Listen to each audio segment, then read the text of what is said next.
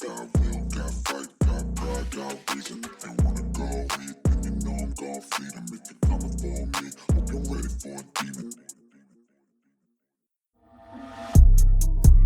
Good Lord, that's loud. That's very loud. Thumping the house. Well, it's early in the morning.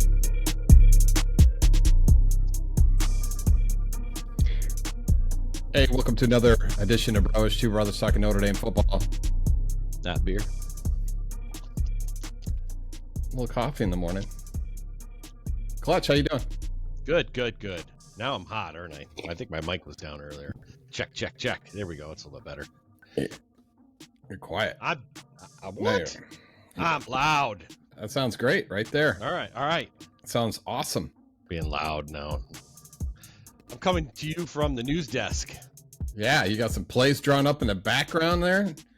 Been breaking down Parker's plays. That's his name? Parker? Or your Connor Stallion. Oh. That wouldn't be X's and O's, then it'd be the actual The signs. Yeah, it'd be the picture. We can talk a little bit about that too. That's a big game coming up this weekend. Michigan and Ohio State, all the buildup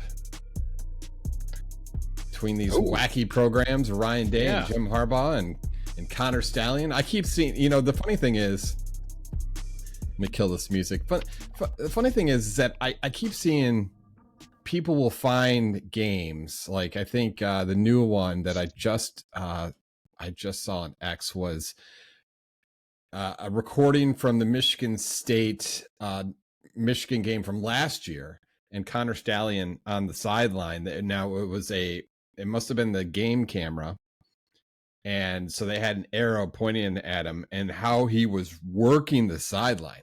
This very low level staffer was working the sideline, and every time Michigan State would get into a formation, he'd run over to the coordinator and scream something out at him.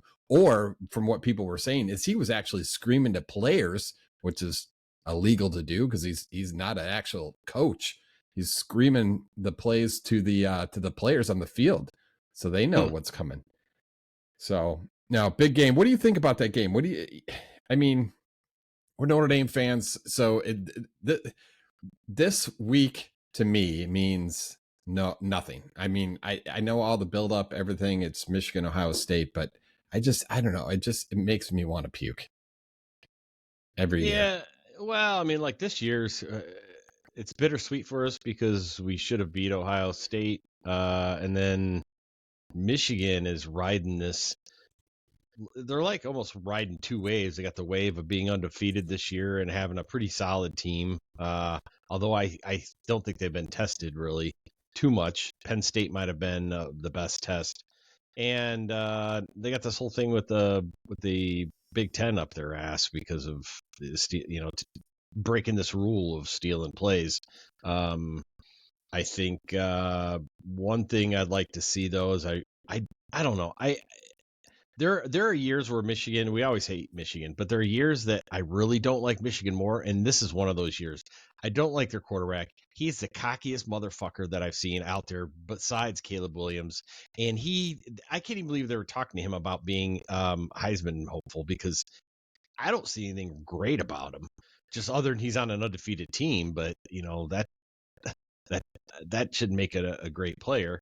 And they're putting on sunglasses on the sideline when they have an interception and all this, cockiness, I don't know. It just makes me hate them worse. And the fact that we're sitting in the back seat, back of the school bus watching this kind of sucks. And I'm getting tired of doing that. So I did see a good tweet if I can bring it up real quick. Real quick, because I saw it this morning from Pete Sampson. Legit tweet too. Just wondering about what happened to Notre Dame this year and I don't know the stats themselves. Let me just pull this up. Let's see. I don't even know where it is. It's on X. I know that. It's on X.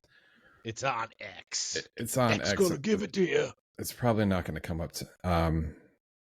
So basically, it was breaking down the fact that like what their offense was ranked, as far as obviously scoring offense, how many yards they were producing, and compared to how many yards they were actually giving up, and they compared it to Georgia when Georgia won the national championship and went undefeated, and I'm like, wow.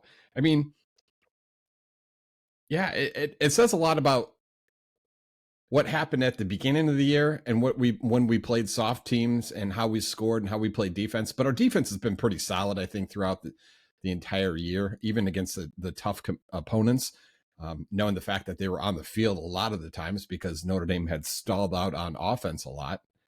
I can't find that tweet though. God damn it. Or sweet. I need to stop saying God damn it and say sweet Jesus more often. Sweet Jesus. Sweet Jesus. I can't find it. Sweet and sour Jesus. You know, if Pete Sampson would stop tweeting like 20,000 times a day, maybe that's not his fault.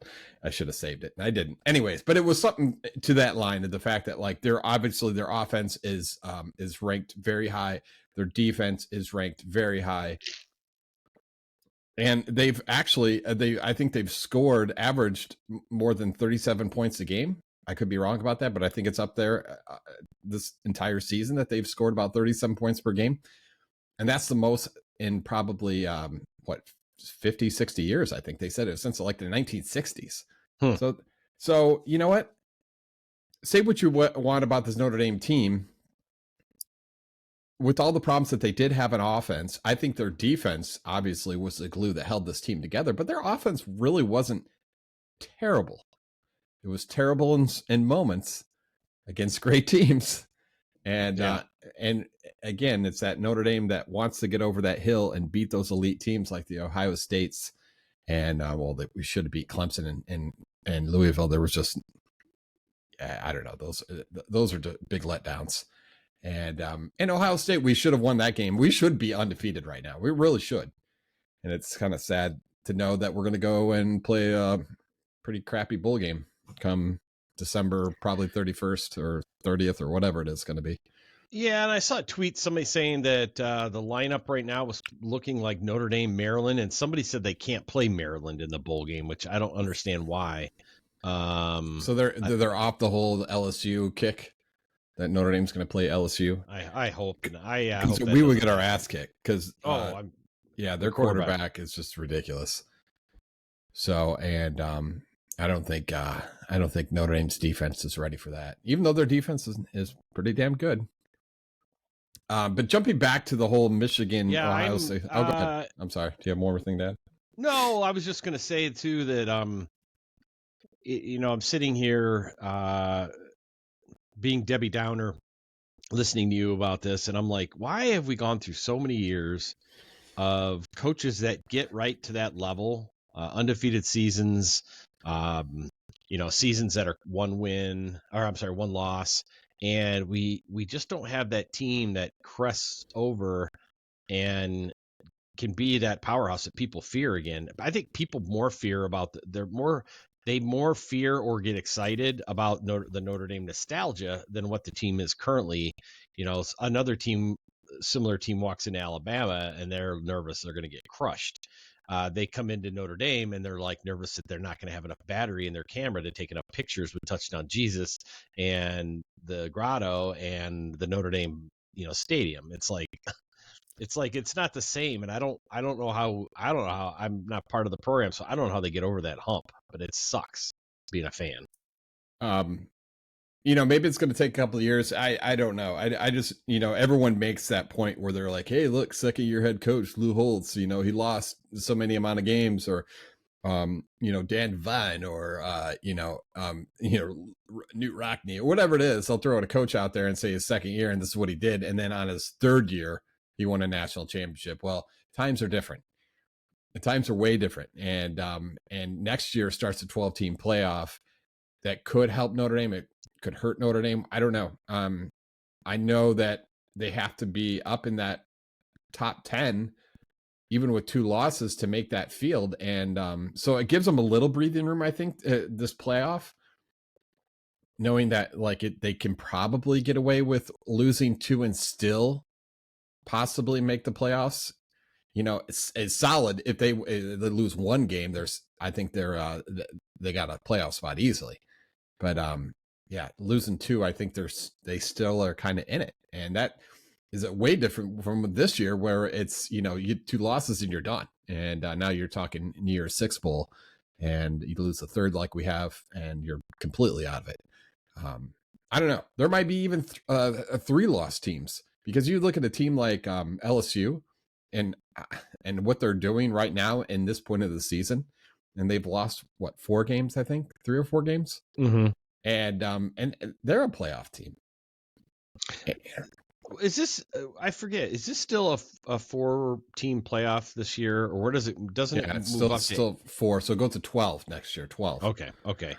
Yeah, I don't know if they are. I mean, I think they are by the eye right now, the eye test. But how the committee and how they vote, the coaches in that committee and such, they weigh heavily on undefeated. They weigh less on what you've done lately and more, what the body of work is sometimes. I don't know.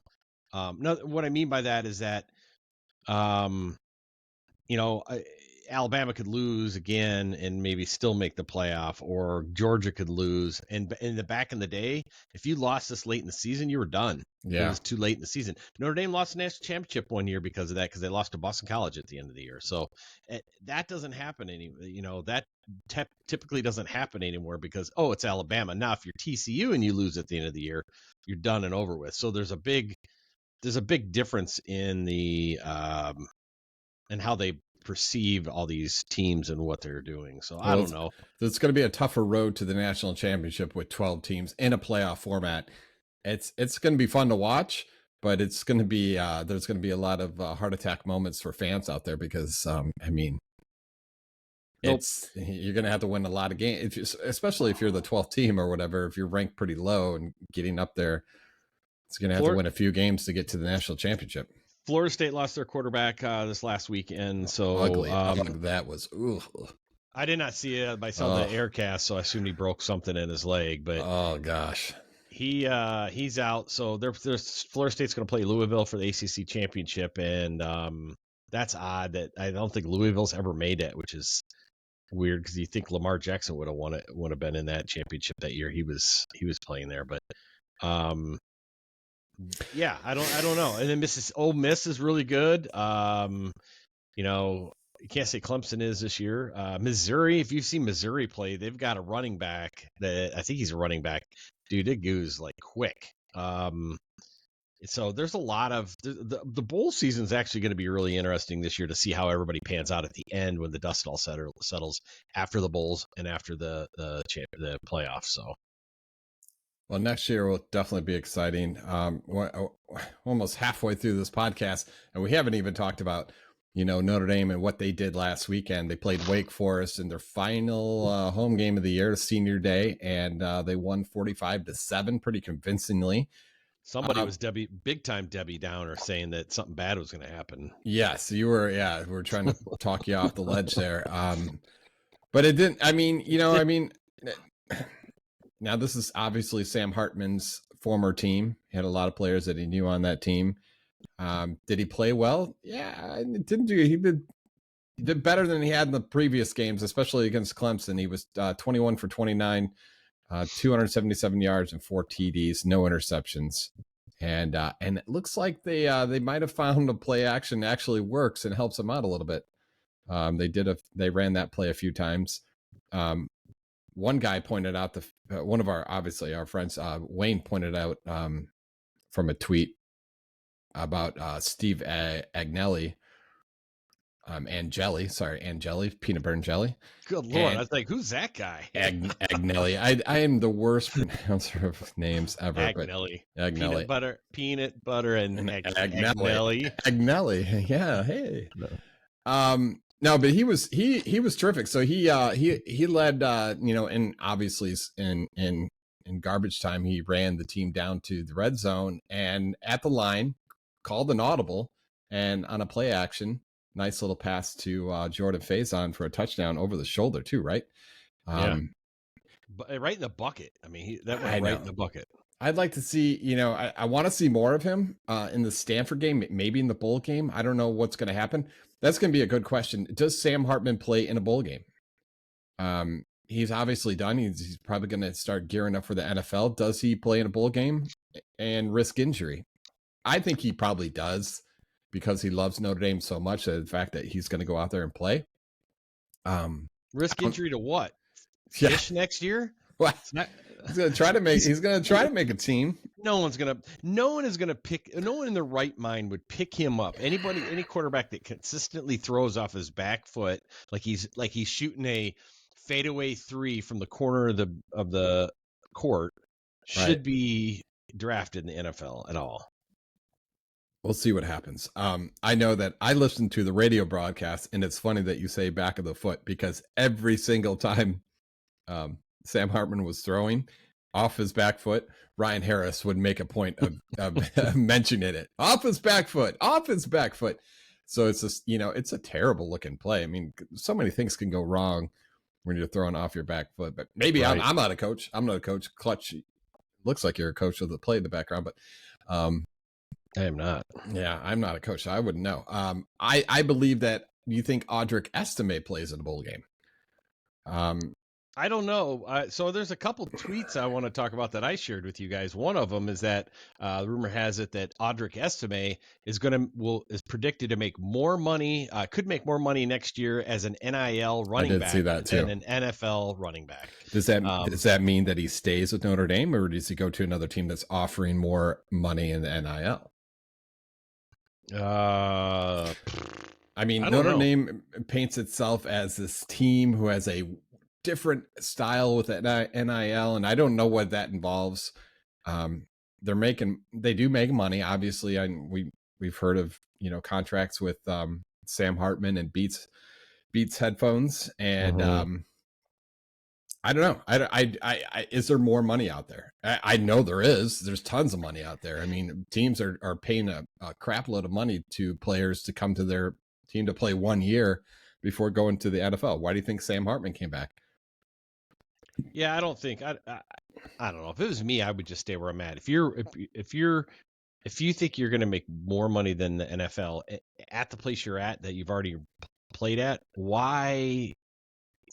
Maybe for a couple more million, maybe, I guess, or not even that. I mean, and then maybe not have a good season. I mean, look at Caleb Williams.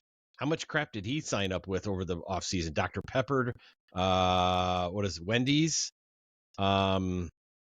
And he signed some stuff because I saw one of the what commercial was it for? Oh, it was Nissan. He's doing one of those living with the Heismans in Nissan commercial, and they were talking about how the commercial puns off him doing more commercials, and they're showing the other Heisman. I don't know if you saw this, but they showed the other Heisman winners doing commercials for products as they're pulling something out of the fridge and stuff like that. So I throw him a can of UCLA sweet tea or something like that, and he's like, I can't do this. But anyways, long story short, he's doing all these endorsements, and he sucks this year.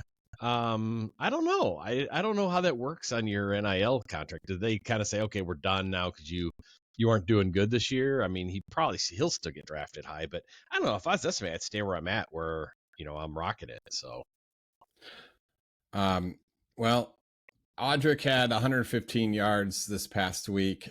He is very close. I think he is somewhere around 920 some yards. For breaking 1,000, so he's going to break 1,000 at Stanford. Here's another one of my concerns. He didn't break 1,000 yet. I don't think he has. I'm looking at it here. Okay.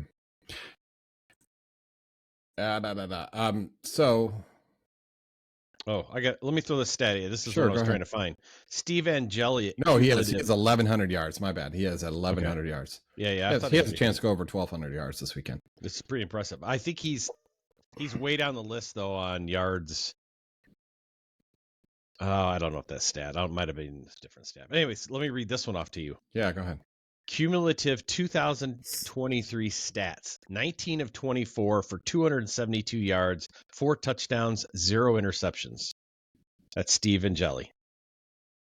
Now, garbage time. I understand, so we got to look at that. But I'd like to see him in a complete game situation, and they have a chance to do it. I don't understand. Start him in the bowl game.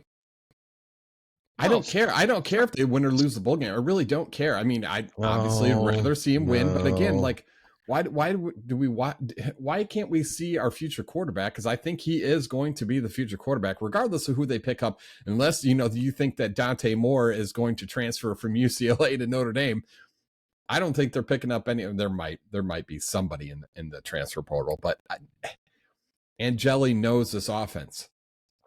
He knows it very well. He's been part of the program for a while.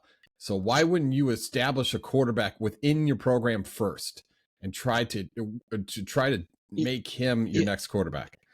Yeah, I get what you're saying, but at the bowl game level, you're going to have a lot of boosters, administrative people that just are going to be pissed off that you did that. Do it in Stanford. Start him in Stanford. Pull him if he sucks, and put. Could do that. Yeah. If it's me, I'd put Minchie back. I'd put Minchie in there and to give him a run at it too. At this point, I'd be like, save Hartman till bowl game. Let him play the bowl game so everybody's happy. But let's play a little bit Stanford. However, you got to watch out. Stanford could be a little bit of a trap game. They do, as bad as their schedule is. They did lose to Colorado. They put up 33 and held Washington to 42. If you want to call it holding it to 42. When they played number 4 Washington, so they're able to put up points.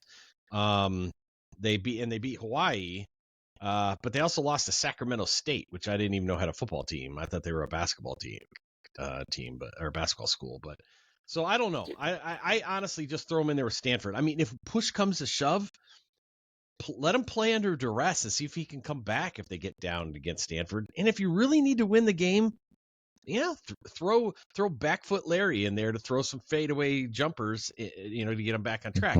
But you got two running backs you can play. You could set Ostame. I like that one. Ostame. Angeli and Ostame. Estime. You could have Estime come in for some garbage time to keep you honest. Put the other running backs in there and let Angeli run the whole game and let him sweat a little bit and see if he can, do a Jared Goff and pull it out of his ass and, have a win in case they get behind. Make some mistakes. Get it out against Stanford. Don't get it out against Texas A&M the beginning of the season next year. You know what I'm saying? Get it out. Just get it out. Yes. Get it out. Yes. Get it out. All right. Let's switch gears. Notre Dame basketball team. You predicted that it's or you didn't really predict. You just kind of threw it out there. Over under. Will Notre Dame win 10 games? And I said over. I think they're going to win 10 games, and they've won 2 so far. They are 2-2. They played in a tournament this past week. I don't even know what the name of the tournament was. That's the Barclays Center. Just some holiday tournament again. And they lost to Western Carolina. I think we talked about this on the last podcast. They lost to Western Carolina Catamounts, a team that they should have beat, and were down by almost 20 and came back and had a chance to get it under 5, but could not. Long story short, I had said that there wasn't enough passing on this team. That a lot of selfishness. And I look back on the assists. You know how many assists they had? I think the top assist was Logan Imes, had 3 assists. That was the top assist. So fast forward a day later, because I didn't think they would play another game in this tournament, but I guess they have a loser's bracket, and they played Oklahoma State. Now, I don't know if you watched this game. I started it right away and just started watching it, and I was like, just before even tip, I was like, oh, dude, these guys are going to lose. Just based on how Oklahoma State, how much bigger they were. Like the guys were huge and developed and have obviously been in this program for a minute. And I just thought that there's no way Notre Dame's going to be able to outmatch them physically in this game. But they did, and they actually had over, I think, a 10-point lead in the second half, leading in the final moments, and then lost that lead and went to overtime, and then beat Oklahoma State in overtime. And I'm sorry, it wasn't the Western Carolina Catamounts that I was talking about for this tournament. It was Auburn. They lost to Auburn. They played a decent game, but they were outmatched in that one, even though Auburn played like crap. But let me go back and actually, because I was going back through the assists on that game for Notre Dame. Again, the assist leader for that game, it was tied with Burton and Zona. Had 2 assists. 2 assists. And that was your top assist, was a forward, a tall forward, and obviously your guard. There is a lot of selfishness in this team that they're not getting the ball. That changed, though, in Oklahoma State. And I don't know if Shrewsbury finally was like, dude, you guys got to work the ball around. We can't just play selfishly and just keep taking Michael Jordan type of moves and try to throw up a shot like Burton does. I'm not saying he's not a great player. He's just young and he needs to be developed. But the assist total kind of went up from there. The highest assist was Zona again with 4. And then Julian Roper with 3. I thought Roper actually played a pretty decent game. 12 points, 8 rebounds, another double-double by Kaczynski. I don't think it was his second in a row, because I think I was talking about the Western Carolina game that he had a double-double. I'm going back just to see what he did. No, he had a double-double, in the Auburn game. And you know what? He might not have played any minutes in that Western Carolina game. He had. See, that's the weirdest thing in the world. I noticed it. I think I actually told you that he wasn't getting a lot of minutes leading up to this tournament. He had played 7 minutes in that Western Carolina game. 7 minutes. Now that changed when they played Auburn. They play Auburn. He puts them in. I think he played for over. Well, it doesn't have the minutes here. It doesn't have any minutes. But I think he played over 30. He had a double-double. He had 11 rebounds and 18 points. He had another 11 points and 10 rebounds against Oklahoma State. I think this is a guy that you need to keep in your lineup. Well, I need to start passing more. Yeah, I still think that he's got them. He's just right now trying to, before the ACC conference play starts, he's trying to get these guys to gel. So he's mixing starting lineups. He's playing guys more that maybe have some more experience, like Larry Bird and Arizona. So I think that's what he's probably trying to do. And at the same time, trying to develop a playbook, or get them to learn a playbook, I should say. He's probably got the playbook. He's just trying to get them to get more involved. But you know how it is with basketball. We both played basketball. You get a comfort level when you start playing with somebody repetitively, where you know where they're going to be, you know where they're going to be at. Anyways, I lost my train of thought. Anyways, playbook, blah, blah, blah. But I do want to say this. I'm going to go back to my 10 wins season. Okay, I'm looking at their schedule, where they already got 2 wins, right? They play Maryland Eastern Shore tomorrow. That's a win. There's 3. South Carolina, Miami, Western Michigan, Marquette, Georgetown, Citadel. I'm going to say probably I'll throw Citadel in there as a win. 4. Western, we'll give that one 5. Okay, so 5 wins. Marist, 6 wins. Okay, that was the last one, because then they go Virginia, NC State, Duke, Georgia Tech, Florida State, Boston College, Miami, Boston College, Virginia, Pitt, Duke, Virginia Tech, Georgia Tech, Louisville, Syracuse, Wake Forest, Clemson, North Carolina, Virginia Tech. They're not winning. They're not winning another game after Marist, so they're done. Print it. I will remember this, and we're going to lock this in. So if you go with that, that's 5 wins by the time they get to Marist. That means I still get 5 more wins in all that ACC play, and I guarantee they won't get all 5. They won't get 5 wins on us unless some miracle happens. Jesus comes in and goes, "You're blessed to play awesome," and they just start playing great. So, all right, let's jump back into Notre Dame football with the time we have left. Just about 30 seconds here. Predictions for the Stanford game, and the fact that where are we watching this game? Because it's going to be on the Pac-10 network. And unless you got Fubo, Oh, are you serious? Yep. So it's the first time in a while that Notre Dame has not had a game other than on the Peacock network that they haven't had a game on national television. Now it's Well, and this is what screws them over when they're trying to do, their exclusivity and the teams they play. They assume everybody's going to want to see Notre Dame. Well, only when they play decent teams and they play shit house Stanford. Probably, and let me guess. No, it's out west. I was going to say probably on the same time the Ohio State Michigan's game's on, which means no one's going to want to watch it. What's your prediction? Stanford comes in with a horrible record. I know that. Let's check out what they got. I already said they beat Colorado, Hawaii, and Sacramento State. Colorado didn't even make a bowl game with all that hype they had this year. Yeah. My guess, playing at Stanford, I think they do well. I think it's going to be 42-17 Notre Dame.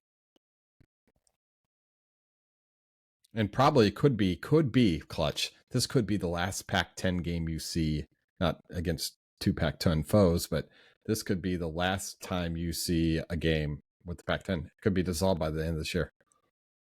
Is UCLA going to the Big Ten too? I think so, yeah. Because they do play UCLA very rarely, but they do play them. Back in the day, they used to play Washington. When Washington was good. Let me see here. Yeah, they're going to play. Definitely UCLA is a Big Ten. They start next year. Okay. Indiana, Iowa, Minnesota. Wow, they got a lot of good games to play. I'm gonna pick a score that I know is gonna happen. Yeah. I'm gonna be spot on with this. 32-11. Notre Dame. That's good. So I don't even know. Can you even score 11 points? How would you score? Sure. 9 score. Touchdown, 2-point conversion, and then a safety. Yeah, there we go. Yeah, you can score. Yeah, 11 points. I've seen it. 32-11. All right, 42-17. That's my prediction. And that's it. We don't got Alexa, so maybe. Oh yeah. No. Well, I'll just pretend. All I know is that maybe we should just leave it on this note.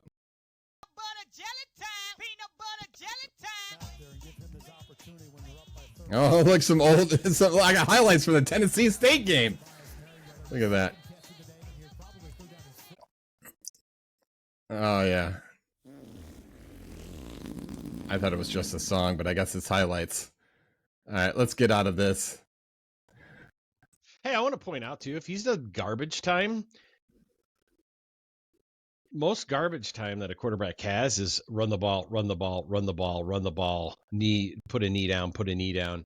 So the fact that he scored 4 touchdowns and 200 and some yards passing tells you that he's throwing the ball. I mean, and listen, I mean, that pass to Faison in the corner, I mean, breadbasket. Nice touch, and Faison's going to be a player. Did you see that Notre Dame has another player, top lacrosse player that has signed for Notre Dame as a lacrosse player and is actually making the transition and will play football as well. So, well, is he gonna play something that's meaningful? Is he just gonna be like the I don't know holder or something? No, he's probably playing offense. These guys that play lacrosse can move on the field. They have a different way of playing. Now, Ferris State.